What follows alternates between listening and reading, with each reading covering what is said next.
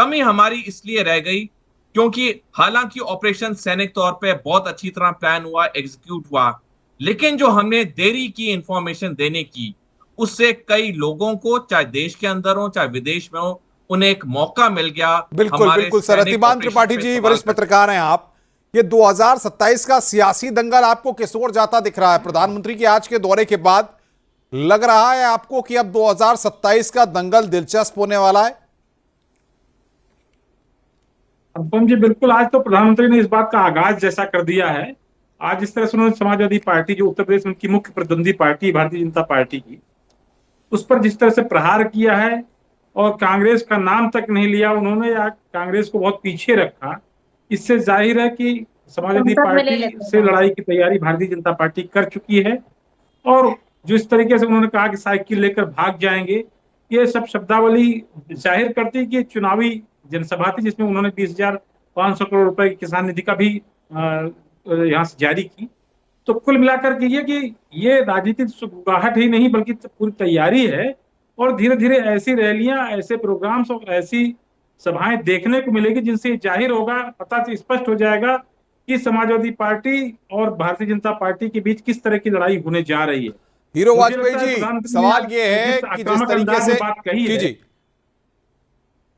जिस आक्रामक अंदाज में प्रधानमंत्री जी ने बात कही है कि क्या हम समाजवादी पार्टी के नेताओं से पूछ करके और आतंकवादियों को मारते, तो ये बहुत बड़ी बात है। क्योंकि समाजवादी पार्टी के नेताओं ने जो आतंकवादियों के मारने पर एक रुख में अपना मुलायमियत दिखाई, अपना एक नरमी दिखाई, वो ठीक बात नहीं थी। चलिए, उस मौके बिल्कुल पर वो बिल्कुल। हीरो कहीं जाने वाजपेयी, वाली जवाब बात नहीं दीजिए आप थी। प्रियंका जी की बात का, निश्चित रूप से और फिर कोई उसके बाद कोई अनुराग भदौरिया के पास आऊंगा। आतंकवादियों के प्रति वो नहीं होता, लेकिन जो तरीका देखिए, जाहिर के जो उत्तर तरीका प्रदेश अंदाज जी जी दिखाया वो दीवान जी बहुत आगे ही कांग्रेस अपने अस्तित्व चिंताजनक के था। संकट और से जूझ समाजवादी रही है। पार्टी के प्रियंका जी, अब प्रियंका जी चिल्लाकर क्या अपनी वो बात मौके उपस्थिति पर का बोली एहसास जानी चैनल चाहिए पे थी तो या नहीं करा बोली दे जानी रही है, चाहिए? लेकिन कांग्रेस उत्तर प्रदेश में अपने अस्तित्व के संकट से जूझ रही है और कांग्रेस उसी के संदर्भ में केवल प्रियंका जी चैनल पर आकर बात करती है। मुझे लगता है कांग्रेस को खुद के अंदर झांकना पड़ेगा और जमीन पर जाने की। आप क्या मानते हैं, कांग्रेस उत्तर प्रदेश में कहीं रेस में नहीं है कि नहीं है? तो भारतीय जनता पार्टी, आप क्या मानते हैं? हीरो वाजपेयी हाँ या ना में जवाब और ये दीजिए। दो शख्सियत की लड़ाई है, योगी आदित्यनाथ और अखिलेश यादव के बीच की लड़ाई है। कांग्रेस इसमें कहीं भी नहीं है। और ये दो पार्टियों की, दो शख्सियत की लड़ाई है। और योगी आदित्यनाथ के साथ आदरणीय मोदी जी की है। मोदी जी है, ये लड़ाई एक तरफा है। मुझे लगता है 2027 के चुनाव में कांग्रेस अलग थलग पड़ी दिखेगी। और जो बात आज मोदी जी ने कही है कि साइकिल लेकर लोग भाग जाएंगे मैदान से, मुझे अनुराग जी को लगता है जल्दी उन्हें कार से साइकिल लेनी पड़ेगी और मैदान छोड़ना पड़ेगा। सर प्रियंका जी, जवाब देंगी आप? देखिए भाई, ये जो सजेशन यहाँ बैठ के ये गाथा गा रहे हैं, प्रधानमंत्री जी से मिल के उनको सजेशन क्यों नहीं देते कि भाई कांग्रेस पार्टी का नाम क्यों आप इतना लेते हैं? कोई भी भाषण उनका कंप्लीट क्यों नहीं अरे होता? सारे आप नेता तो सजेशन कांग्रेस दीजिए ना पार्टी राहुल को गांधी को। आप पी सजेशन के दीजिए कि थकते देश हैं। विरोधी बातें ना पानी करें। पी के आप थकते हैं और सजेशन आपको दीजिए कि सुनाई चुनाव नहीं आयोग देता। को माने, संवैधानिक अरे भाई, संस्थाओं पे हमला चुनाव ना आयोग करें। के हालात आप मैं सजेशन आपको दीजिए बता ना दूं, राहुल गांधी को ये कि आदत उत्तर है कि प्रदेश में एक जमीन सिर्फ पर एक काम फोटो करें। वायरल हुई है कांग्रेस जिसमें एक राष्ट्रीय दल है, पिछड़ा, आगे हिंदू पीछे सपा के मुसलमान सब चुपती एक फिर ही रही है। 107 बिना में रह रहा है। बैसाखी वो के आप बिहार उत्तर के प्रदेश में हालात है। चुनाव नहीं लड़ सकते। तो आपको भाई प्रत्याशी साहब, नहीं मिल रहे। इनको या तो इनको बोल लेने दीजिए या मुझे बोल जी जी लेने जी दीजिए। बिल्कुल। प्रियंका जी रुकिएगा, आप हीरो वाजपेयी रुकिए। अनुराग भदौरिया, ये क्यों कहा गया प्रधानमंत्री के द्वारा कि साइकिल छोड़कर भाग जाएंगे? भाई आपका चुनाव चिन्ह है और साइकिल को लेकर के जाहिर तौर पर हम तो देखते आए हैं कि साइकिल तो हम भी चलाए हैं, आप भी चलाए हैं, तमाम लोग और भी चलाते हैं। चुनाव चिन्ह भले ही है, लेकिन साइकिल छोड़कर आप भाग जाएंगे समाजवादी पार्टी के लोग, ऐसा क्यों? और मैंने तो ये भी देखा है कि सारी जनता बीजेपी को जो वोट देती है, जो बीजेपी के नेता, वो भी साइकिल चलाते हैं। बिना साइकिल के तो आजकल आप स्वस्थ हो ही नहीं सकते, फिट रह ही नहीं सकते। हमारे बीजेपी के साथी कह रहे आपको हैं जिम में भी जो है उठाते हुए दिखते हैं। साइकिल चला ही रहे हैं, हम तो अनुराग जी साइकिल के चला पास रहे हैं और साइकिल नहीं चलाते है। रहेंगे। आपको भी साइकिल चलानी अरे भाई, पड़ेगी। आपके दूसरी पास बात, साइकिल उन्होंने है ही नहीं, स्वदेशी आप की चला बात क्या की। रहे हैं? तो भारतीय जनता पार्टी की स्वदेशी का आप तो हालत ये सिर्फ है साइकिल की कि बात ये करते, 2014 साइकिल पे में चलते आए थे, नहीं अनुराग भारतीय जी। जनता पार्टी ने नारा दिया था, मेक इन भिजवा इंडिया, दीजिए वाजपेयी फिर जी, कहता भिजवाइए एक स्वदेशी साइकिल भाई अनुराग जी के फिर पास। बोला आत्मनिर्भर भारत, बिल्कुल आत्मनिर्भर भिजवाएंगे भारत, साहब, स्वदेशी साइकिल भारत, भिजवाएंगे मेक इन इनको। इंडिया। और ये एक पहिया अब की फिर साइकिल स्वदेशी चलाएंगे भारत के अगले आगे चुनाव तो में। सवाल है दो कि पहिया की बार-बार साइकिल इन्हें मिलेगी नहीं। माने पैकिंग बदलते एक रहते हैं, पहिए की प्रोडक्ट साइकिल वही है। अनुराग भी चलाएंगे, स्वदेशी की मैं बात कर रहे हैं, जिम्मेदारी से लेकिन कह रहा हूं। स्वदेशी का पे कोई काम नहीं करते 2027 भैया। के चुनाव में इतने साल एक पहिए की साइकिल इन्होंने लगानी एक है बनाई इनकी। थी यूनिटी ऑफ स्टेचू की, एक और इन्होंने अगर इन्होंने मूर्ति बनाई थी कांग्रेस का सरदार हाथ पटेल लिया जी तो की, हैंडल भी नहीं रह जाएगा। उसका भी ढलाई का काम चीनी कंपनी को दिया था।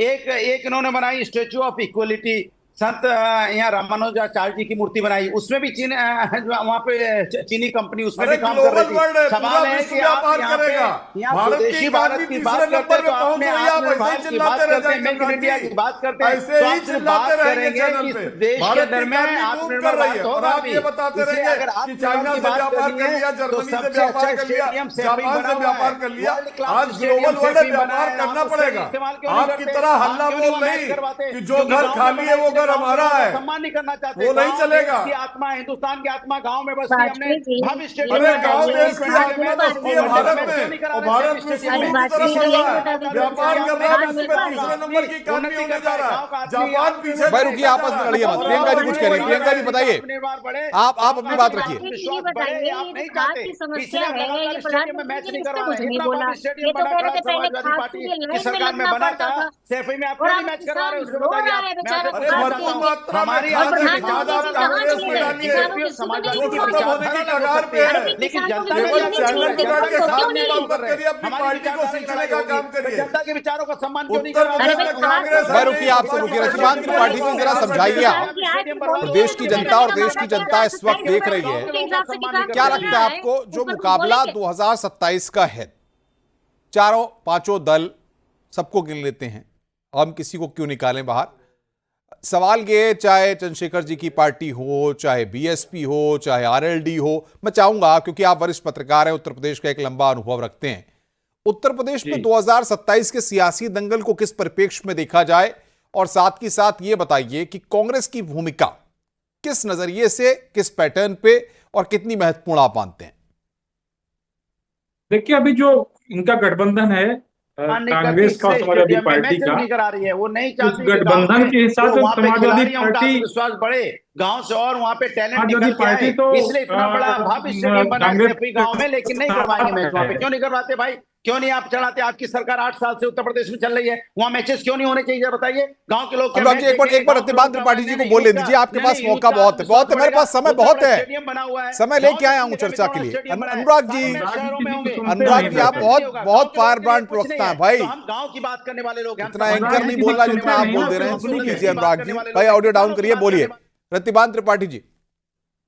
जी, तो मैं ये कह रहा था कि अभी जो कांग्रेस और समाजवादी पार्टी का गठबंधन है, ये अभी बना हुआ है और दोनों एक दूसरे से के साथ बने रहने की प्रतिबद्धता दिखा रहे हैं। अब बात आएगी सीटों के समझौते की, तो 425 सीटों में समाजवादी पार्टी कितनी सीटें कांग्रेस को देगी, ये उसके स्थिति पर डिपेंड करेगा। लेकिन समाजवादी पार्टी उत्तर प्रदेश में बहुत समर्पित भाव से, कांग्रेस बहुत समर्पित भाव से समाजवादी पार्टी के साथ है। वो जितनी भी सीटें पा जाएगी, मुझे लगता है उतने में संतुष्ट हो जाएगी। और चुनाव उन्हें चूंकि भारतीय जनता पार्टी से को हटाना है, इसलिए सीटें कुछ 10-20 मिल जाए, 50 मिल जाए, आप बता रहे हैं। प्रियंका गुप्ता कांग्रेस तो समझौता कर लेगी और वो कोई अभी गठबंधन में कोई टूट नहीं होने जा रही है, जो दिख रहा है। प्रियंका गुप्ता जी, सवाल ये है, मेरा सीधा सवाल है, भारतीय जनता पार्टी पावर में है, समाजवादी पार्टियों जो भूमिका है, क्योंकि आप इनके साथ मिलकर के चुनाव लड़ चुके हैं, प्रधानमंत्री को टक्कर किसने दी? आदरणीय अध्यक्ष अजय राय जी ने कितनी टक्कर दी, आखिरी तक पूरी तरीके से जोरदार तरीके से टक्कर दी और सिर्फ 1.5 लाख मतों से वो जीत पाए। और आदरणीय राहुल गांधी जी के मत का जो डिफरेंस है वो लगभग 4 लाख के करीब है। उससे ही पता चलता है कि प्रधानमंत्री जी की लोकप्रियता कहाँ उत्तर प्रदेश में चली गई है। सीटें आपको 2024 में कितनी मिली, आधी हो गई, उसके बाद भी आपको यकीन नहीं, उसके बाद भी आज आप यहाँ पर बैठ के कर रहे हैं कि कांग्रेस ये नहीं, कांग्रेस वो नहीं। अरे भाई, कांग्रेस की वजह से ही आप पूरी तरीके से जिम्मेदार बने हुए हैं। अगर कांग्रेस पार्टी के नेता ना खड़े हो और आपको जिम्मेदारी से ना जो है पूरी तरीके से ललकारे, तो आप लोग पूरी तरीके से तानाशाह हो जाएंगे। और विपक्ष की जो आवाज है वो बनकर राहुल गांधी जी लगातार सवाल पूछते चले जा रहे हैं। उन सवालों की वजह से आज जनता की आवाज कम से कम मीडिया के माध्यम से कहीं पहुंचती है, वरना ये जो हाल है कि सवाल पूछने की हिम्मत आज किसी में किया, लेकिन प्रत्याशी प्रत्याशी नहीं मिले आपको। अरे भाई फिर नेगोशिएशन पे आ गए। अरे भाई अपना नेगोशिएशन कर लीजिए पहले। आप तो राष्ट्रीय अध्यक्ष भी नहीं डिसाइड कर पा रहे हो। चलिए चलिए अनुराग भदौरिया जवाब दीजिए भाई। सवाल ये है कि आखिर आतंकियों के मरने पर संभाली नहीं जाती, आपस में जो है दोनों इंजन भिड़े पड़े हुए हैं। जी जी भाई ऑडियो डाउन करिए। ऑडियो आ गई, प्रियंका जी बात आ गई आपकी, हीरो वाजपेयी आ गई, मेरे पास आखिरी समय है। जिसने सिमी से अनुराग भदौरिया जवाब दीजिए। अनुराग भदौरिया की पार्टी ने ही सिमी से प्रतिबंध हटाया था। इनको हमेशा परेशानी होती कोई आतंकवादी मारा जाए। अरे भाई आतंकवादी घुसे कैसे ये तो भाई अनुराग जी का ऑडियो खोलिए, ऑडियो खोलिए। बोलने दीजिए। हम समाजवादी लोग गांव के विकास की बात करते हैं, किसान के विकास की बात करते हैं। हम मेडिकल कॉलेज बनाते तो गांव में बनाते हैं, स्टेडियम बनाते तो गांव में बनाते हैं, हम यूनिवर्सिटीज बनाते तो गांव में बनाते हैं, आतंकवादियों पे क्यों रोकते तो गांव में बनाते हैं, स्कूल बनाते तो गांव में बनाते हैं। यही बता दीजिए, सिमी से प्रतिबंध क्यों हटाया था आपने? हम चाहते हैं गांव देश की आत्मा है, हिंदुस्तान की आत्मा गांव में बसती है। आप रहते शहर में, गांव जाते नहीं, गांव से आपका वास्ता नहीं, आपको पता ही नहीं गांव में मैच कराने को तैयार नहीं है। स्टेडियम क्या बन गया, इनके पेट में दर्द हो रहा है। गांव में स्टेडियम बन गया, वहां मैचेस नहीं करवाए इन्होंने। अरे भाई आपने सैफई में स्टेडियम बनाया, खुद ही खेल रहे गांव के बच्चों के। अरे भाई आप सैफई में डांस कराते हैं, एक ही समय बिजली आती थी वहां। भाई ऑडियो डाउन करिए सबका। वक्त की मेरे पास कभी। कर्नल रिटायर्ड जे सोडी आखिरी कमेंट। सियासत, आतंकवाद और सेना का मनोबल, इन तीनों शब्दों को अगर देखा जाए, तीनों को, तो सेना का मनोबल क्या राजनीतिक गहमा गहमी से कुछ असर पड़ता है, ऑपरेशंस पर कुछ असर पड़ता है? देखिए अनुपम जी, अगर सेना के शौर्य पे, सेना के मिलिट्री ऑपरेशंस के प्लानिंग और एग्जीक्यूशन पे अगर सवाल उठाए जाएं तो डेफिनेटली हमारे मनोबल पे फर्क पड़ता है। क्योंकि आज हर सैनिक के पास स्मार्टफोन है, 24 घंटे की टेलीविजन देखते हैं।